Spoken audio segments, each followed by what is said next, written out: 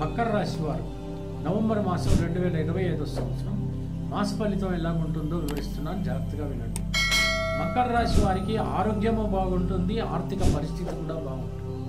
గృహంలో మాత్రం భార్యాభర్తల మధ్యన సఖ్యత, ప్రేమ, అభిమానం ఇనుమడిస్తుంది.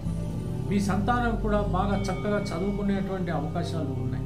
పెద్దలు కూడా ఆరోగ్యరీత్యా ఉపశమనం కలిగి మిమ్మల్ని ఆశీర్వదించేటువంటి పరిస్థితుల్లో ఉంటారు. చలనచిత్ర రంగం కానీ ఇతర వ్యాపార రంగాలు కానీ సజావుగా సాగుతాయి, కావలసినటువంటి లాభాలు చేకూరుతాయి. విదేశాలకు వెళ్ళాలి అని అనుకుంటున్నటువంటి వాళ్ళు కొంచెం జాగ్రత్తగా వాతావరణాన్ని పరిశీలించిన తర్వాత అటువంటి ప్రయత్నాలు మీరు చేయండి. వివాహం కానటువంటి వాళ్ళు త్వరితగతిన మీరు ప్రయత్నించండి, తప్పకుండా సంబంధాలు దొరుకుతాయి. వివాహాలు కూడా జరిగేటువంటి అవకాశాలు మెండుగా కనపడుతున్నాయి. నూతనంగా కొత్తగా వ్యాపారాలు ప్రారంభించాలి అనుకుంటే మాత్రం ప్రారంభించండి. ముహూర్తం మంచి చూసి మీరు మొదలు పెట్టండి, తప్పకుండా విజయవంతంగా మీరు వ్యాపారాలు చేసుకోగలుగుతారు. ప్రేమికుల మధ్యన అద్భుతమైనటువంటి మాసంగా మనం పరిగణించవచ్చు. ఒకరినొకరు బాగా అర్థం చేసుకుంటారు. పెళ్లి వరకు వెళ్ళేటువంటి అవకాశాలు కూడా లభిస్తాయి. ఆ తర్వాత నూతనంగా ఉద్యోగ ప్రయత్నాలు చేస్తున్నటువంటి వాళ్ళకి మీకు అర్హత ఉన్నటువంటి పరిస్థితుల్లో ఉద్యోగాలు దొరికేటువంటి అవకాశాలు కూడా ఎక్కువగా ఈ మాసంలో మీకు కనబడుతున్నాయి. ఆ తర్వాత ఇంకొక రంగం ఏంటంటే ఎక్స్పోర్ట్స్, ఇంపోర్ట్స్. ఈ రంగం కూడా బాగానే సాగుతుంది.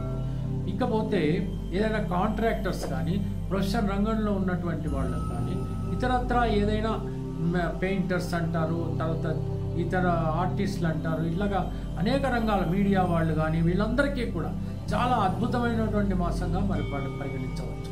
కాకపోతే ప్రొఫెషన్ రంగంలో ఉన్నటువంటి వాళ్ళు కాస్త మెలకుగా ఉండాలి.